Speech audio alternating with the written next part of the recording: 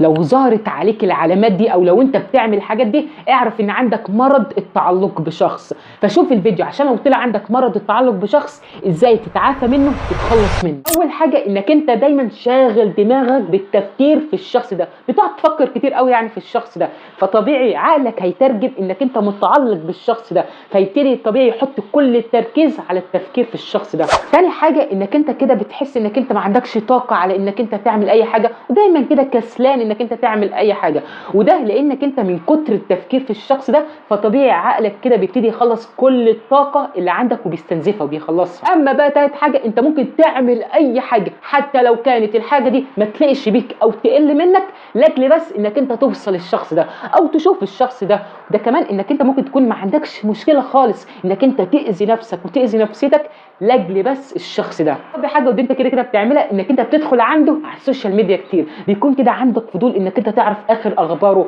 بيكون مثلا نازل ستوري جديده، نازل بوست جديد بيتكلم عن ايه كده يعني. خامس حاجه ودي طبعا اخر حاجه انك انت رابط فرحتك وسعادتك بوجود الشخص ده، وده طبعا بيخليك اغلب الاوقات بل كل الاوقات متضايق بلا سبب، مخنوق من كل حاجه، زعلان، وده طبعا بيأذي نفسيتك جامد. يا نهار ابيض، تعمل ايه بقى لو طلع عندك مرض التعلق ده؟ تعمل ايه عشان تتعافى منه وتتخلص منه عشان تقدر تعيش حياتك؟ اعمل الاربع خطوات الصغيرين دول.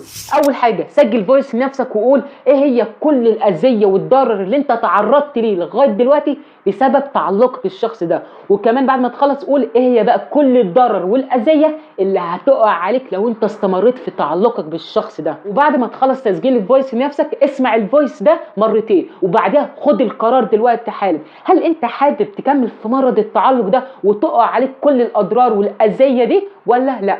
ولو كانت اجابتك لا خش على الخطوه الثانيه، وهي انك بكل بساطه تسجل فويس تاني لنفسك، وهنا بقى تقول ايه بقى ايه هي كل التحسنات اللي انت هتتحسنها واللي هتحصل لك في حياتك وفي نفسيتك لو انت اتخلصت من تعلقك من الشخص ده وتعافيت من تعلقك المرضي. بعد ما تخلص تسجيلك الفويس اسمع الفويس بقى اللي انت سجلته ده مرتين وخش على الخطوه الثالثه، لان دي اهم خطوه، وهو انك اوعى تدخل تاني عنده على السوشيال ميديا ولا تشوف بقى هو نازل ستوري جديد بقى ولا نازل بوست جديد بيتكلم عن ايه ولا الكلام ده، لانك انت لو فضلت تعمل كده عقلك هيترجم انك انت لسه عاوز تتعلق بالتفكير في الشخص ده. اول لما تفكر او يجي لك التفكير بس انك انت تدخل عنده على السوشيال ميديا، شفت البوست اللي انت سجلته لنفسك ايه هي الاذيه والضرر اللي هتحصل لك لو انت استمريت في تعلقك المرضي ده، طلع الفويس ده واسمعه، لان خد بالك بجد حركه بس انك انت تدخل عنده على السوشيال ميديا وشوف كده ايه هي اخر اخباره، على قد ما الحاجه دي تبان لك ان هي حاجه تافهه يعني، بس على قد ما عقلك بيترجم الحركه دي انك انت لسه عاوز تتعلق بالشخص ده،